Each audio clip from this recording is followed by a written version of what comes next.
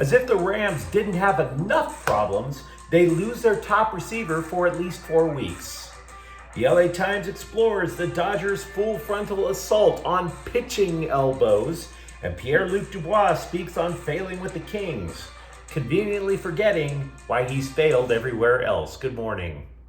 I'm James. This is your daily dose of sports and snark for the greatest sports city in the world, Los Angeles. This is the faithful Angelenos morning report.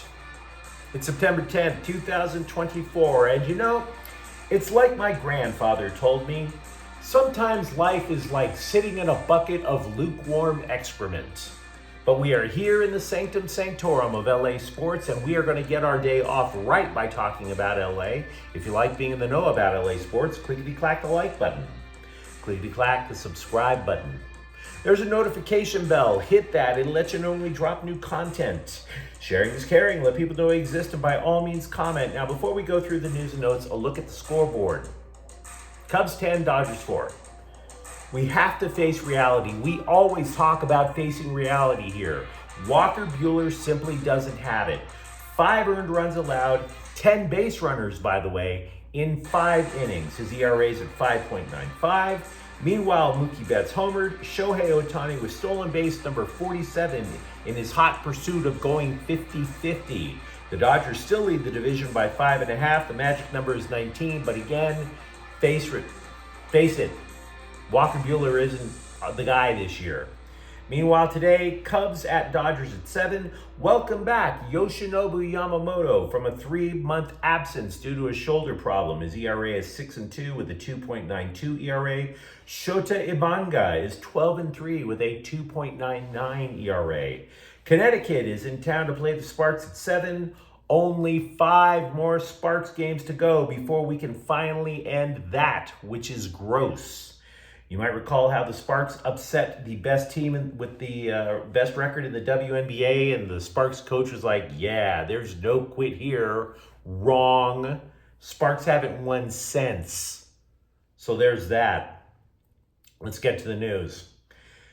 Before we go into depth about the Rams' injury problems, which are so profound that I had to break out the whiteboard of infinite knowledge, I want to tell you why this is so intriguing to me, because Sean McVay said something to the press Sunday that seems awkward, but it will make sense as we break it down. Quote, basically, we didn't operate off anything that our game plan was. We had to truly change in the middle of that game plan. Our running back rotation reflected as much, unquote. And you're sitting there going, running back? It's the offensive line that's the problem, right? But here's what he meant, and it's going to take a while to unpack that, so give me a little patience. But if you're a Rams fan, this is something you're going to want to know. We'll go through as many of the injuries as we can. Now, the latest injury, obviously, is Puka Nacua. He was terrific last year, rewrites the rookie record book, kept the Rams offense going when Kyron Williams was injured last year. Same for Cooper Kupp, who was dealing with hamstring problems all year. Now, what will Nacua do for an encore? He's going on injured reserve. Nacua is going to be out for at least 4 games due to a knee injury. Now, it's the posterior cruciate ligament in the knee. It's the same knee that had been giving Nacua issues all summer long. I will say this, on the plus side, Sunday, Kupp went nuts Sunday night with 14 receptions, okay? So you're going to see Kupp, you're going to see Robinson. As for who's going to back up Nacua, we'll get to that in a moment. But we can also have yet another Rams offensive lineman going on injured reserve and missing 4 games as well. The judgment on Steve Avila has not been rendered yet. This is according to McVay. They need to determine how bad the strain on Avila's medial collateral ligament is in the knee. Now, to be clear, to break it down, the posterior cruciate ligament, you have 2 ligaments in the center of your knee. The posterior one is the behind one. Now, with regards to Avila, you also have 2 ligaments going on the side of your knees. The medial collateral ligament is the one that's closer to the center of your body, to give you an idea. Avila missed most of the second half Sunday. This, by the way, is after he was so healthy, he did not miss a single snap his rookie year. So now we've got Avila off the board. If you're looking for pluses, and there aren't many, Joe Noteboom, who is replacing Rob Havenstein, he's definitely not going on injured reserve. He's only going to miss a couple of weeks due to an ankle injury. Are you starting to get the grasp by looking at this board, looking at all these slashes over what the Rams have to solve? Again, he got hurt during Sunday's game. Now, how many weeks? It could be 2. It could be 4. If it's not a break and there's no indication to say that he broke his ankle, ankles tend to be either 2 weeks for a problem or 4 weeks. And by the way, guard Kevin Dotson, while he hasn't been put on any list, he's also worried about an ankle problem. So, if you take the count, you're looking at as many as 7 or 8 offensive linemen that could be out. The top receiver on the team. You're playing on the road back-to-back weeks.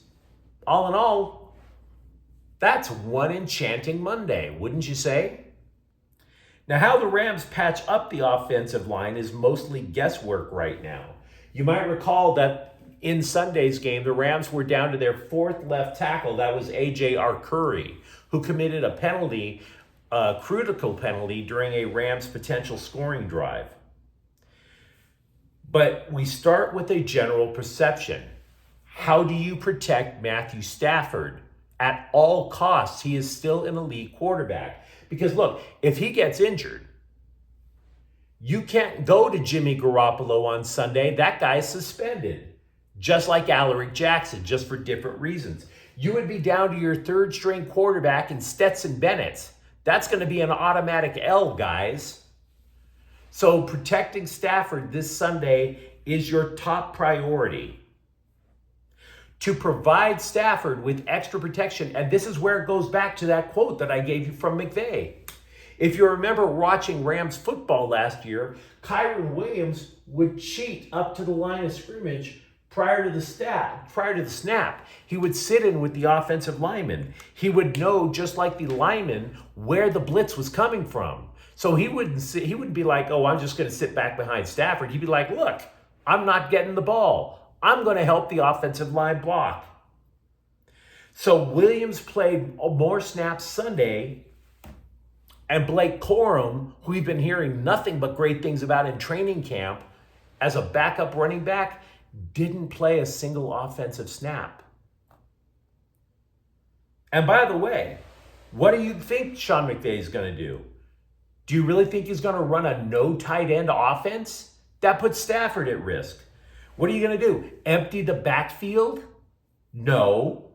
Not when you're down to your 3rd or 4th string lineman. And they ran all those underneath routes for a reason too. The bubble screens, the quick hitches. They very rarely went deep. Why? Because it takes time to run deep. Again, putting Stafford at risk. So, in Arizona, what we do believe, rookie Bo Limmer will probably start at center. Jonah Jackson is probably back to left guard. We don't know enough about the condition of Kevin Dotson's health. McVay said they don't know who the hell's going to play left tackle. As for wide receiver, without Nakua, you might presume it's Tyler Johnson, a rookie, but he had a breakout performance on Sunday. Jordan Whittington also impressed during training camp.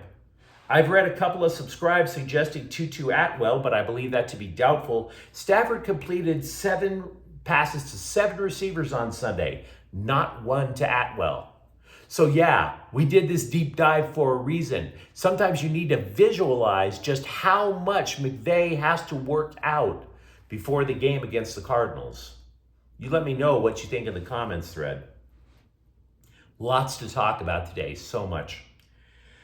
Meanwhile, the LA Times attempted a deep dive into whatever role the Dodgers have played in their own pitchers forming a conga line from the bullpen to the operating table.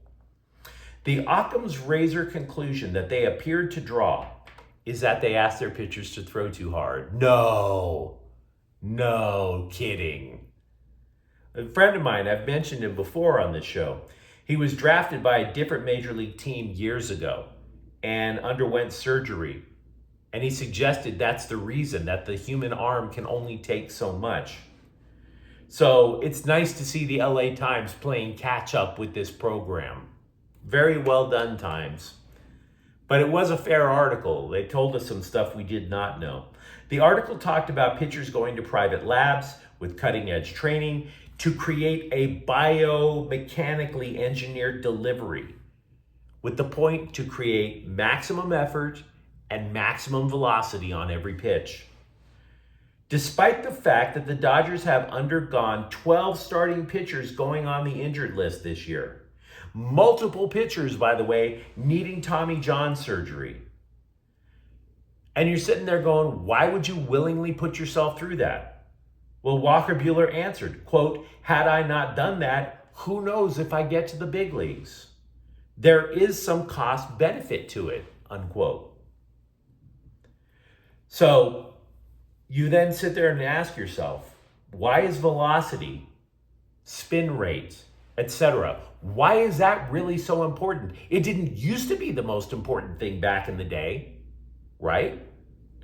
Because the National League batting average against fastballs slower than 95 miles an hour is 261.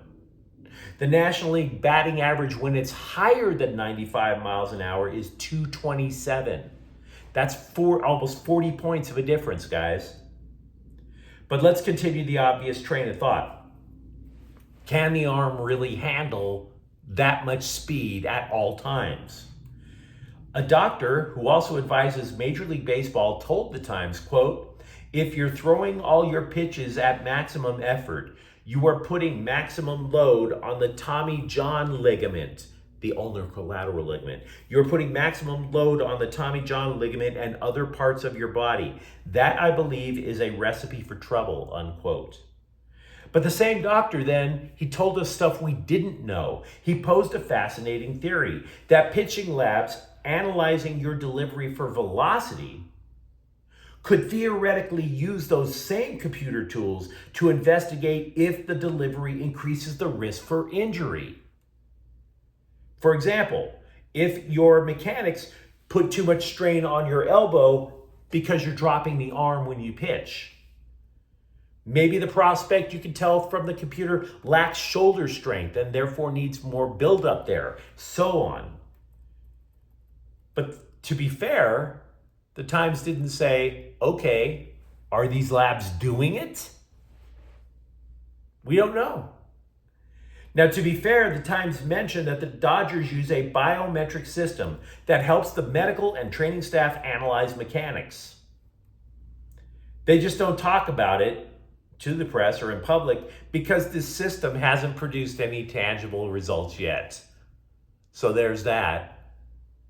I would also credit the Times, though, for also finally getting pitching coach Mark Pryor on record about it.